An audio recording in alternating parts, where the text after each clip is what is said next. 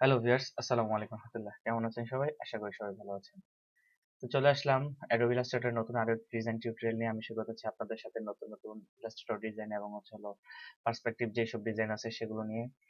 তো বিগত পর্বে আমি আপনাদেরকে দেখিয়েছিলাম যে কিভাবে একটি পার্সপেক্টিভ টুল নিয়ে আপনারা কাজ করবেন। আমি আমার যে চ্যানেলে শুরু করার আগে কিছু কথা বলতে চাই। আমার টিউটোরিয়াল তৈরি করতে অনেক কষ্ট হয়, সত্য কথা যেটা।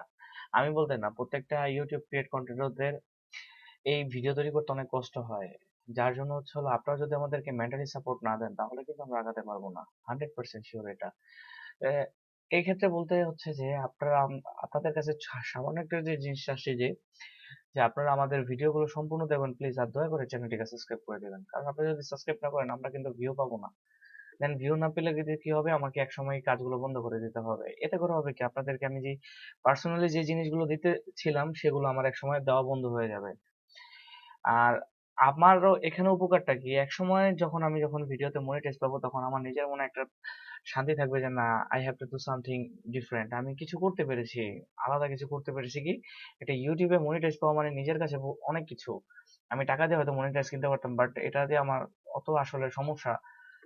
কারণ আমি চাচ্ছি যে আমি আমার নিজের যোগ্যতা কতটুকু অর্জন করতে পেরেছি সেগুলো আপনাদের মাধ্যমে আমি একটু দেখতে চাচ্ছিলাম। ওকে, তো আজকে যে বিষয়টি নিয়ে আলোচনা করবো সেটা হচ্ছে শেপ ব্লেন্ডার টুল। এখানে যে দেখতে পাচ্ছেন যে যে জিনিসটা, সেটাকে বলা হচ্ছে শেপ ব্লেন্ডার টুল। অথবা আপনি শিফট এম যদি প্রেস করেন তাহলে কিন্তু আপনার শেপ ব্লেন্ডার টুলটা কিন্তু সিলেক্টেড হয়ে যাবে অটোমেটিকলি।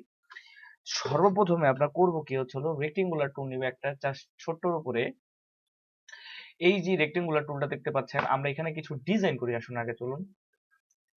তো আমি এখানে একটা ডিজাইন করলাম। তো ডিজাইন একটু কালার দিই।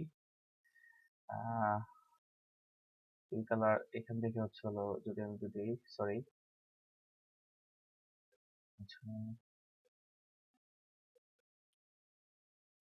ওকে, ডান।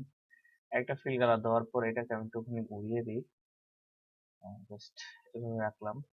একটু কাজ আছে পরে, আগে আর একটু কাজ করা লাগবে, সেটা পলিগন টুল। সরি, এটাকে এভাবে রাখি। অলমোস্ট এতটুকু রাখলে এনাফ মনে করি আমি। একটা পলিগন টুল দিলাম।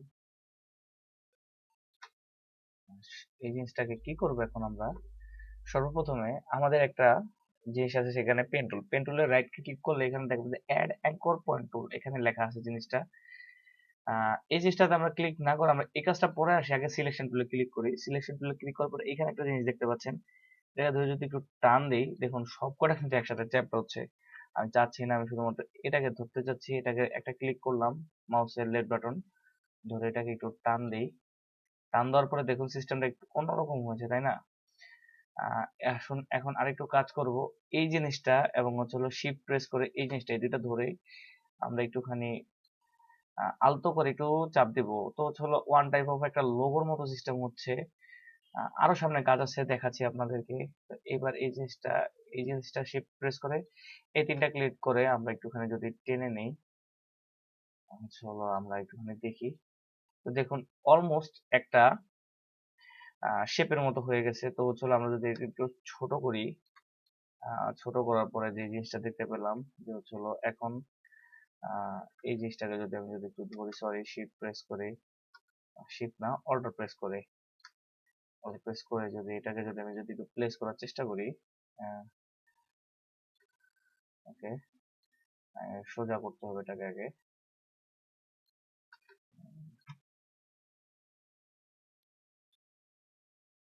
ফিল কালারটা আমি রেড করে দিই, এটা ডান। এটাকে উপরে উঠিয়ে নিব। উপরে উঠিয়ে নেওয়ার পর আমার একটু কাজ আছে, কাজগুলো আমি আপনাদেরকে লাস্টে দেখাচ্ছি, এখন কিছুই দেখাবো না। তো এতটুকু ওই নিচের জায়গাটুকু রেখে দিলাম। রেখে দেওয়ার পরে এখানে একটা ডাইমেনশনাল কিছু কাজ করব আমি। এখন দরকার হবে আমার পেন টুল মূলত। এখন আমার যদি পেন টুল দরকার হয় তো সেক্ষেত্রে আমি পেন টুলটা ইউজ করব। এবং আমি অল্টার প্রেস করে এটাকে আবার এই সাইডে নিয়ে যাব এবং রোটেট করে নেব 60 ডিগ্রি। ওকে, ডান। এটা ধরে যদি এখানে একটু টান দিই, তো জিনিসটা কিন্তু অলমোস্ট আমার রেডি হয়ে গেছে। এবং এটার সাথে এটাকে আমি একটু মিলিয়ে দিই। অল্টার, হ্যাঁ, অপরচুনিটি অনেক লেভেলে হয়ে গেছে।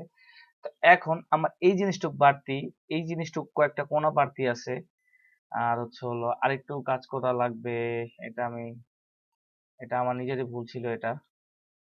তো হচ্ছে হলো আরেকটু কাজ করা লাগবে বলতে হচ্ছে হলো এই জিনিসটুক বাড়তি, আর হচ্ছে হলো এইখানে এই জিনিসটুক বাড়তি আছে। তো টোটাল জিনিসটাকে আমি করবো কি, আগে পুরা সিলেক্টেড করব। সিলেক্টেড করার পরে এইখানে যে হচ্ছে হলো আমার শেপ বিল্ডার টুল আছে, এটা যদি প্রেস করে, যদি আমি একটু জুম করি, জুম করার পর অল্টার প্রেস করে যদি এটা যদি মাইনাস দিই, দেখুন এই জায়গাটা কিন্তু ডিলিট হয়ে গেছে আমার। সেম এই জায়গাটা করলাম, অল্টার প্রেস দিলাম, ডিলিট হয়ে গেছে। তারপরে দেন হচ্ছে হলো এই জায়গাটাও আমি একটু অল্টার প্রেস করি, বাহ, ডান। সরি, এটা পুরোটা ধরে ফেলেছি। হ্যাঁ, দেন হচ্ছে হলো এই জায়গাটা কিন্তু কিন্তু বাড়তি রয়ে গেছে। তো সেই জন্য আমি করব কি, আমি এই যে জায়গাটা আছে সেই জিনিসটা একটু ডাইমেনশন একটু বাড়িয়ে নিই। বাড়ালে হবে কি, জিনিসটা আরো সুন্দর হবে। একটা জিনিস দেখতে পাচ্ছেন যে এই বাইরে একটু বের হয়ে গেছে, ওটা আমি অ্যাড করে দিলাম, কিন্তু বাট এইখানে কিন্তু বাড়তি কিছু রয়ে গেছে। তো সেক্ষেত্রে কি করব, দুইটা অ্যাড করব, অ্যাড করে শেপ বিল্ডার টুল নিব, শেপ বিল্ডার অল্টার প্রেস করব, চলে গেছে আমার। তো চলো আমি যদি এখন যদি একটুখানি ক্রস আউট করি, তো দেখুন এখন কিন্তু দেখতে পাচ্ছেন যে জিনিসটা কিন্তু একটা বেজ মতো চলে আসছে। মানে একটা যে শেপিং ছিল সেই শেপিংটা চলে যাচ্ছে। এটাই হচ্ছে হলো মূলত শেপ বিল্ডারের কাজ। শেপ বিল্ডার হচ্ছে হলো আপনি সিলেকশন করবেন, ধরবেন এবং ছাড়বেন, মোট কথা যেটা এরকম। শেপ বিল্ডারটা মূলত এইভাবে কাজ করে থাকে। তো ভিউয়ার্স, আমার ভিডিওটি যদি ভালো লাগে অবশ্যই লাইক দিয়ে জানাবেন এবং কমেন্ট করতে ভুলবেন না। কমেন্ট করে জানাবেন যে আপনারা কোথায় বুঝতে পারেন, ইনশাআল্লাহ আমি সাহায্য করার চেষ্টা করব। হ্যাঁ, অবশ্যই এই কাজটি করবেন, সাবস্ক্রাইব করে দিবেন এবং বেল আইকনটি প্রেস করে দিবেন। আর আপনারা যারা এখন সাবস্ক্রাইব করে দিয়েছেন তাদেরকে অসংখ্য অসংখ্য ধন্যবাদ। দেখা যাবে পরবর্তী ভিডিওতে। ততক্ষণ পর্যন্ত ভালো থাকবেন, সুস্থ থাকবেন। আসসালামু আলাইকুম ওয়া রাহমাতুল্লাহ।